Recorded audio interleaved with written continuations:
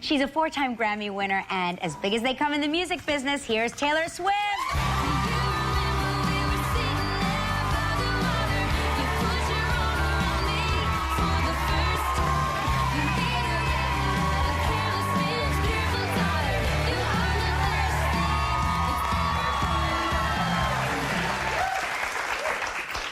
Firstly, congratulations. Oh, thank you. You were just named Billboard's Woman of the Year 2011.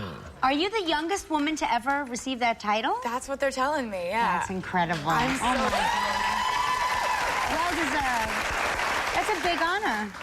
I know, and it was so amazing just getting the news, getting that phone call. Like, you still, for me, everything is so exciting, and that especially, I was just jumping up and down on the phone, like, this is so cool, the whole year? Like, this is amazing. How many awards have you won? Do you know offhand, roughly, like how many Grammys? Do you put them all up?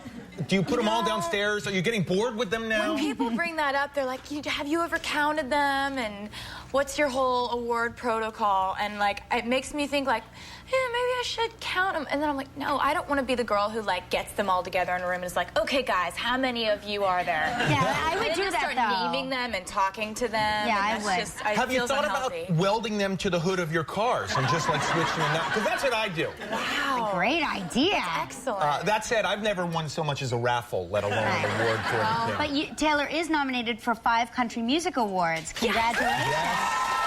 Including Entertainer of the Year. I know. It's crazy. Very big. Do you think the other nominees are like, gosh, I'm nominated against Taylor Swift. I'm going to lose. Well, I mean, I don't know. I don't know who's going to win any awards. You know, nobody knows who's going to win until they say somebody's name, and that's why when I've won awards in the past, I get up there and I'm just like, and it doesn't make any sense, and I black out, and then afterward I'm like, what did I say? Like, was it English? And oh my God. It's just so crazy exciting getting to be a part of this big, giant music thing. Well, we're happy that you still make time for us. We have to take a commercial break.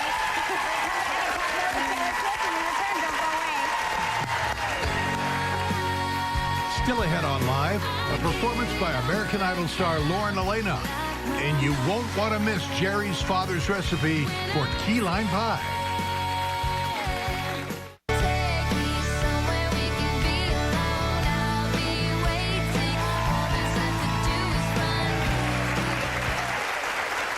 We're back with Swiftie.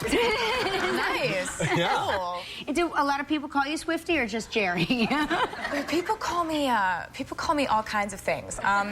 There are a lot of people who call me T Swizzle or T Swift or Swiftie and then like my fans have started calling themselves the Swifties. Yeah, which is really cute. Mm-hmm. Yeah, and then they're like in high school people would be like, "Who's Swift?" and I'd be like, it makes me sound like a total, like, guy, dude, bro. But I'll respond to whatever. It's all good. It's so funny. I'm thinking about my daughter's bedroom and how much Taylor Swift memorabilia is in it. I should have taken a picture and brought it in. I'm so excited. You really are everywhere. You have such a great impact on these kids. And you're a nice. I know you're probably uncomfortable with the term role model, but you're a nice role model. No, I'm not uncomfortable with it. I mean, you have to be conscious of that. I mean, if you're choosing to put out music and to be out there in the public, you realize you have to be conscious of the fact that you are part of the raising of the next generation, and you do have an impact on that. And so choose your outfits and your words and your actions carefully, because I think it matters. I think it really does. You can pretend it doesn't, but it does. Guys, please applaud for that.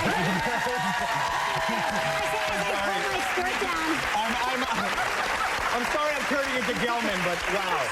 You just don't, it's just amazing. Guys, more with T Swizzle when we come back. Tomorrow on Live from the series Bones, actor David Boreanaz and Royal Pain star Mark Feuerstein.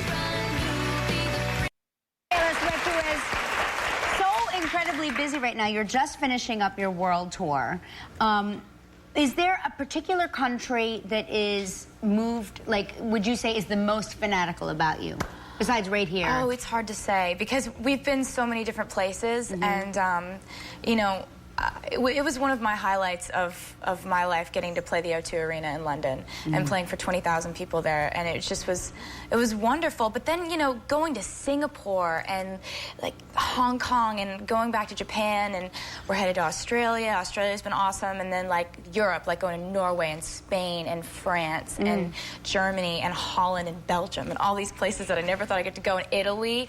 They're awesome in Italy, and in Spain we're performing, and there are all these guys that are just like openly weeping, just crying, and it was so like adorable, and they're so passionate, and they love music so much that they're just crying. It was awesome. Now, do you learn how to say good night, Hong Kong, in you know, like wherever you are? Do you learn the language like a little? Yeah. And that must make people go crazy. Well, I would say different things in you know, either Spanish or German or French or Japanese or Chinese, and you know, I would retain it. I would retain like 5 different phrases throughout the night, so that I could just keep it going for anybody who didn't speak English. So great. Which was like 95% of everybody who was there. So it was crazy. I'm sorry. No. I wanted to talk about Wonderstruck, which is your first fragrance, your new fragrance. And I can tell you, it smells so good. We're like, Taylor smells good. She smells really Was this process fun for you? Yes. It was so much fun. I've wanted to make a fragrance since I was like 13 years old. Really? Yeah. Because it's just, I don't know, it's sort of like songs in that it helps create people's memories, you know? Like, if you are walking through a store and you hear a song that you heard for the first time when you were in love with someone 5 years ago, it'll take you right back there, the same way as if you were walking down the street in New York and you smelled their cologne. Or, you know, it has to do with memories, and I love having to do with people's memories. You know, it's a wonderful thing to get to do, and we worked on the fragrance for like a year. It was a year-long process. And so you had to smell all of these different scents and then blend them, or? They teach you all about it. It's they like a teach science. you all about like the fragrance families. Oh. There's like the Oriental group, the like citrusy, like florals, and you know, I've always really loved like the sweet, warm kind of fragrances, and so, you know, they give you like this 500-question questionnaire of like, what do you like? What are your favorite memories that correlate with scents? Like, Oh what's my your gosh. favorite baked good that you would smell wafting through the house?